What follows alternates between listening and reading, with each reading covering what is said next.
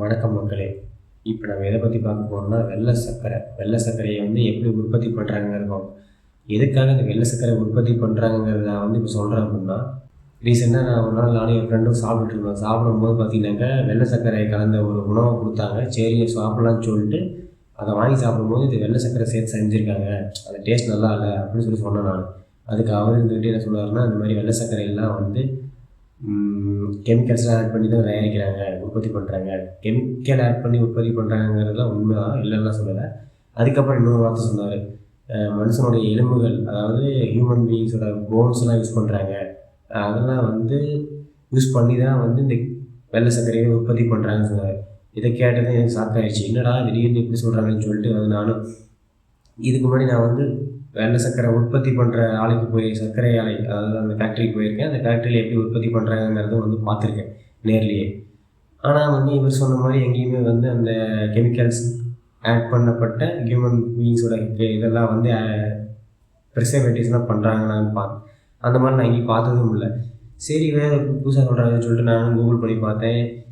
இப்போ இருக்கிற AI டூல்ஸ்லாம் use பண்ணி பார்த்தேன். பார்த்தீங்கன்னாக்கா 3 ப்ராசஸ் தான் பண்ணுறாங்க. அந்த 3 ப்ராசஸுமே கெமிக்கல்ஸ் யூஸ் பண்ணி தான் பண்ணுறாங்க. சரி ஓகே, என்னடா அப்படி 3 ப்ராசஸ் பண்ணுறாங்கன்னு சொல்லிட்டு இந்த ஒயிட் சுகரை மேனுஃபேக்சர் பண்ணுறதுக்காக ஃபஸ்ட்டு ப்ராசஸ் என்ன பண்ணுறாங்கன்னு பார்த்தீங்கன்னாக்கா, கால்சியம் கார்பைடுங்கிற கெமிக்கல்ஸ் அதை யூஸ் பண்ணி தான் ஃபஸ்ட்டு எடுத்தோன்னே அந்த ஜூஸை ஃபில்டர் பண்ணுறாங்க.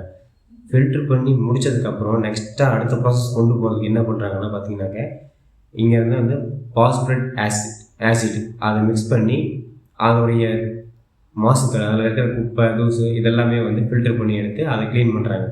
அதை க்ளீன் பண்ணதுக்கப்புறம் லாஸ்ட்டாக பியூராக ஒயிட்டாக மாற்றுறதுக்காக சல்ஃபியூரிக் ஆசிட்டை யூஸ் பண்ணி அதை மிக்ஸ்அப் பண்ணி தான் ஒரு ஒயிட் சுகரையே பியூர் ஒயிட்டாக மேனுஃபேக்சர் பண்ண ஒயிட் சுகர் பார்த்திங்கனாக்கா குளுக்கோஸ் கண்டென்ட் ஸ்வீட் பார்த்திங்கன்னா 100% இருக்கும். இப்போ நார்மல் ப்ரௌன் சுகர் எடுத்துக்கிட்டிங்கன்னா பார்த்தீங்கன்னாக்கா அதில் உங்களுக்கு 90% சுகரும் 10% பார்த்திங்கன்னா அதில் இருக்க தேவையான ஊட்டச்சத்து பொருட்கள், வைட்டமின் டி, வைட்டமின்ஸ் அது எல்லாமே இருக்குது. பட்டு ஃபைனலாக நமக்கு white sugar full and full எல்லா எக்ஸ்ட்ரா ஆடட்ஸையும் ரிமூவ் பண்ணி நமக்கு only focus on white sugar and sweetener 100% sweetener.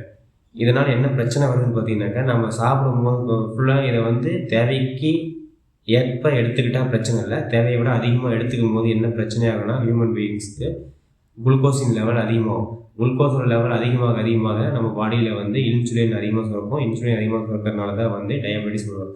Diabetes சர்க்கரை நோய்க்கு முக்கியமான காரணமாக மாறுறதுக்கு காரணம் வெள்ளை சர்க்கரையில் அதிகமான அளவு சுகர் கண்டென்ட் இருக்கிறது தான் முக்கியமான காரணம். அப்போ நம்ம ப்ரௌன் சுகர், அதாவது இப்போ இருக்கிற நாட்டு சர்க்கரைன்னு சொல்கிறாங்களே, அதெல்லாம் எடுத்துக்கிட்டால் என்ன நமக்கு நல்லது தானே, உடல் பிரச்சனை இல்லைல்ல அப்படின்னு சொல்லி நீங்கள் நினைக்கலாம். உடலுக்கு இதுவும் சரி எந்த ஒரு வகையிலையுமே உங்களுக்கு சர்க்கரையின் அளவு அதிகமாக எடுத்துக்கிட்டிங்கன்னா பாதிப்பு தான் கொடுக்கும். சர்க்கரை இதில் 10% தான் உங்களுக்கு கம்மியான இருந்தாலும் உங்களுக்கு தேவையான சர்க்கரையின் அளவு இதில் முழுக்க அதிகமாக தான் இருக்குது. சர்க்கரைங்கிறத முடிஞ்ச அளவுக்கு தவிருங்க. அதுக்குன்னு சாப்பிடவே வேணாம்னு சொல்லலை, தேவைக்கேற்ற மாதிரி எடுத்துக்கோங்க. தேவைங்கிற மாதிரி எடுத்துக்கிட்டிங்கன்னா உங்களுக்கு எந்த ஒரு பிரச்சனையும் இல்லை.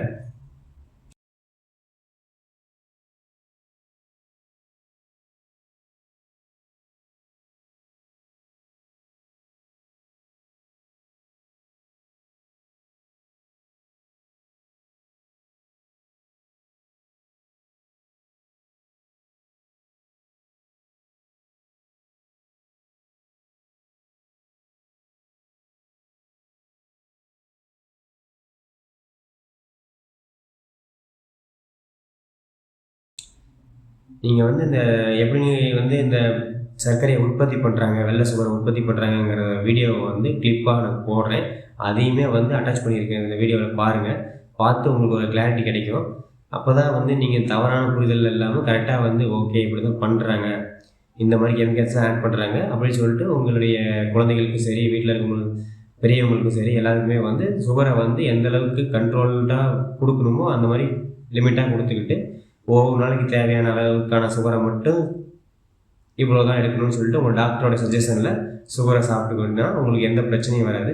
சர்க்கரை நோயிலேருந்து நம்ம தப்பிச்சுக்கலாம். அந்த காலத்துலலாம் பார்த்தீங்கன்னாக்கா இருந்த ஃபுட்டோடைய இதெல்லாம் வந்து ஓகேவா இருந்தது. அவங்க எந்த அளவுக்கு சுகரோ எல்லாமே வந்து எடுத்துக்கிட்டாங்க. எடுத்துக்கிட்ட அப்பவுமே வந்து அவங்களுக்கு சுகர், சர்க்கரை நோய் வந்ததோ, இல்ல மத்த கேன்சர் மாரியான நோய்களோ வந்து பெரிய அளவுல பாதிப்ப குடுக்கல. பட் இப்ப நாம எடுத்துக்கிறது எல்லாமே junk foods. Full and full juices எல்லாமே பார்த்தீங்கன்னாக்கா, அதிகமான அளவுல இருக்கிற சுகர்ஸ் தராங்க. எல்லா ஜூஸ் பாட்டிலையுமே பின்னாடி திருப்பி பார்த்தோம்னாக்க, சீனி தண்ணி. அதாவது சுகர் கண்டாமினேஷன் 40-50% வந்து ஃபுல் அண்ட் ஃபுல் சர்க்கரை மட்டுமே பயன்படுத்தியிருப்பாங்க. அந்த மாரி இருக்கிற ஃபுட் எல்லாமே அதிகமா எடுத்துக்க வேண்டாம். அதுக்கேத்த மாரி நீங்க வந்து கரெக்ட்டா உங்களுக்கு எந்த ஃபுட்ட சாப்பிட்டா உங்களுக்கு சர்க்கரையின் அளவு கண்ட்ரோலா இருக்குமோ, நீங்க ஃப்ரூட்ஸ் சாப்பிடுங்க. இந்த மாரி வந்து உங்களுடைய டாக்டரோட சஜஷன்ல அவங்க சொல்றதுக்கு ஏத்த மாரி சாப்பிட்டீங்கன்னா, உங்களுக்கு எந்த பிரச்சனையும் இல்லாம லைஃப்ல முக்கியமான சர்க்கரை நோய் இல்லாம நீங்க வாழலாம்.